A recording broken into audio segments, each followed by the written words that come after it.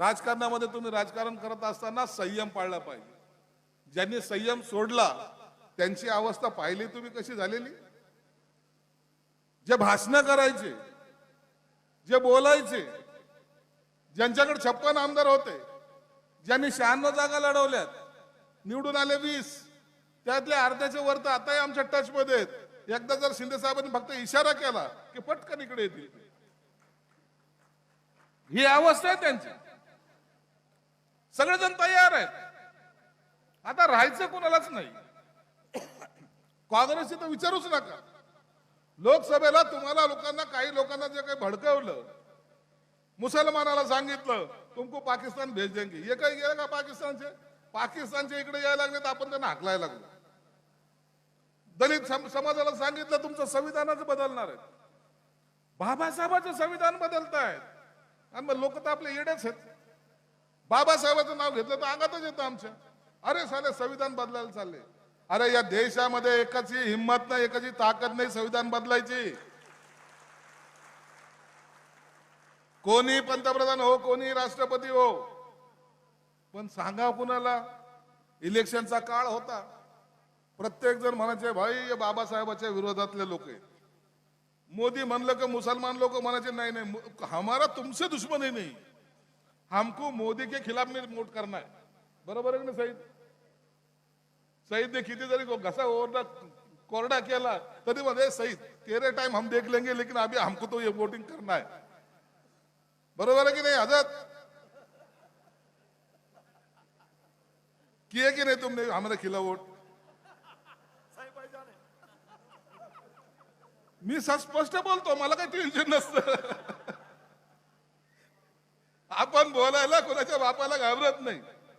इसलिए सवेरे का भोंगा बोलता ना उसको जवाब सिर्फ संजय सिरसाट ही देता.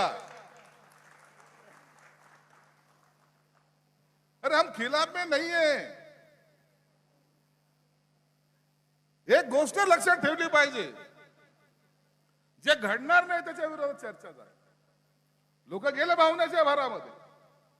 विधानसभेला काय झालं?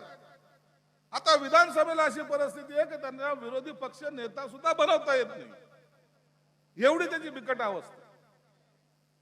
पहिली अवस्था कशी होती? मुख्यमंत्री कोण बनणार? मग तो संजय राऊत येडा हळूच म्हणायचा उद्धव साहेबांचा चेहरा घेतल्याशिवाय निवडणुका जिंकता येणार नाही. काँग्रेसवाले म्हणायचे नाही आम्हाला पक्ष सृष्टीला विचारल्याशिवाय काही करता येणार नाही.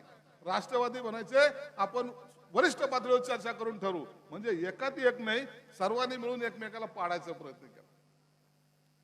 स्वतः साफ झाले. म्हणून राजकारणामध्ये त्यांना लोकांची काही घेणं देणं नव्हतं. त्यांना पाहिजे होती ती सत्ता.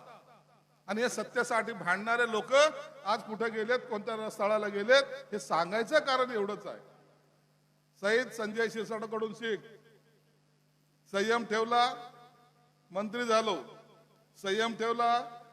आमच्याकडे कसं आहे, तुझ्या विरोधात काम करणारा माणूस पालकमंत्री झालो. 5 वर्ष जिल्ह्यातून मी हलत नाही, टेन्शन घेऊ नको. 2.5 साल के बाद देखेंगे. अरे आपण जिथं पाऊल ठेवतो ना तिथं कामच करतो, टेन्शन घेत नाही आपण. एवढ्या मोठ्या 40 वर्ष राजकारणामध्ये घातल्यानंतर सुद्धा निर्णय घेण्याची ताकद आमच्यात आहे की जाड की पत्ती. तुझ्या विरोधात काम करणारे कोण कोण आहेत मला माहिती आहे. तुझा निधी कसा थांबवायचा यासाठी काय प्रयत्न केले तुला नाही माहिती, मला माहिती आहे. कारण की तुला निधी द्यायचं काम माझ्याकडेच आहे. सईद का कमी हुशार माणूस आहे का? उगाच फिरवलं काय त्यांनी मला इकडे तिकडे? तुम्हाला काय वाटतं लय मोठे हार हे सगळे जेसीबी मधले फुलं टाकत होता तर काय त्याला काही कारण आहे की नाही? आहे की नाही? एखादा हार माणूस टाकायचं म्हणलं किती विचार करतो. एक क्रेनच्या वर मोठा हार लावलेला, मी म्हणलं एका क्रेनला हार असेल, जिथं पाहतो तिथं क्रेनला हार दिसत होता. मी म्हणलं आता नाही म्हणता येणार नाही, ह्याला द्यावाच लागणार आहे. परंतु आनंद एका गोष्टीचा आहे की तू लोकांसाठी केलं आणि ठामपणे सांगितले तिथं मी कुणाचे 100 रुपये खाल्ले नाही, याला सगळ्यात जास्त महत्व आहे. याला सर्वात जास्त महत्व आहे. अरे लोक निधी आणतात तर स्वतःचं भलं करण्यासाठी आणतात. 10-20% वाचले तर एवढ्या मोठ्या निधीचे किती पर्सेंट झाले, किती रुपये झाले, हे सगळं कॅल्क्युलेशन करतात. मी मंत्री झालो, माझ्याकडे लोकांची रेग लागलेली. माझ्या ऑफिसमध्ये कधी येऊन पहा, मला बसायचं तर मला 4 लोकांना ढकलून जावं लागतं माझ्या खुर्चीपर्यंत. माझ्या ऑफिसला कधीतरी संभाजीनगरला या, तुम्हाला आतमध्ये माझ्याकडे येताना सगळ्याला लुटूनच यावं लागेल, एवढी गर्दी असते. त्याच्या मागचं कारण असं आहे की लोकांना विश्वास आहे की हे लोक काम करणार आहेत. आपल्याकडे कधी चिठ्ठी लागत नाही जाईत, कधी आपल्याला कोणी फोन केला तर फोन आपल्याकडेच असतो, म्हणून फोन घ्यायला माणूस नसतो, आपण फोन घेतो. सर्वसामान्य माणसाला तळागाळातून उचलताना शिवसेना प्रमुखांनी हा विचार नव्हता केला. मी अनेक ठिकाणी तुम्हाला माहिती, तुम्ही टीव्हीवर ऐकलं असेल, भाषण ऐकलं असेल, रिक्षा चालकापासून आमचा झालेला प्रवास, कामगार म्हणून झालेला प्रवास, आज या पदावर जेव्हा आलो त्या टायमाला या सर्व गोष्टीला सर्वात जर आशीर्वाद कोणाचा सर्वात मोठा मिळाला असेल तर तो शिवसेना प्रमुख बाळासाहेब ठाकरेंचा मिळालेला आहे. आम्ही विसरत नाही, विसरणार नाही आयुष्यात. ज्यांनी आपल्याला उभं केलं त्या माणसाला विसरायचं कसं?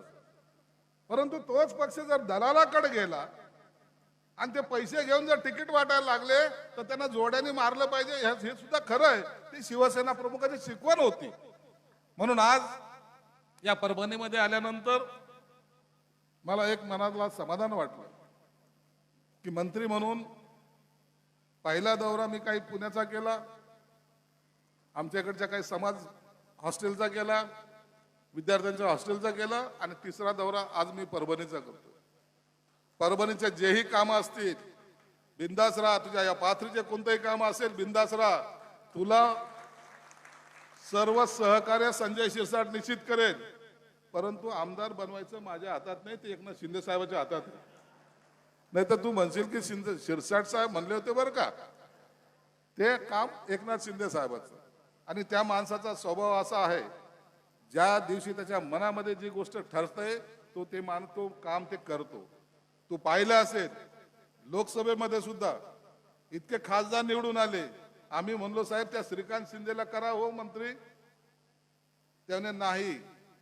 प्रताप जाधवला मंत्री केलं परंतु स्वतःच्या मुलाला केलं नाही.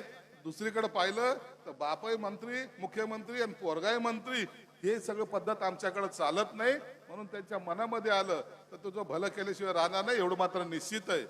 एकनाथ शिंदे तुम्हाला म्हणतोय, त्या एकनाथ शिंदेने म्हणत मी साहेब म्हणतोय, चिंता करू नका. जिल्हा परिषद मध्ये आता तुम्ही एवढं चांगलं बोलता, तुमच्या मुलाचं नाव श्रीकांत आहे, म्हणजे याचा अर्थ तुमचे योग चांगले आहेत, परंतु बाजूच्याला मॅनेज करा.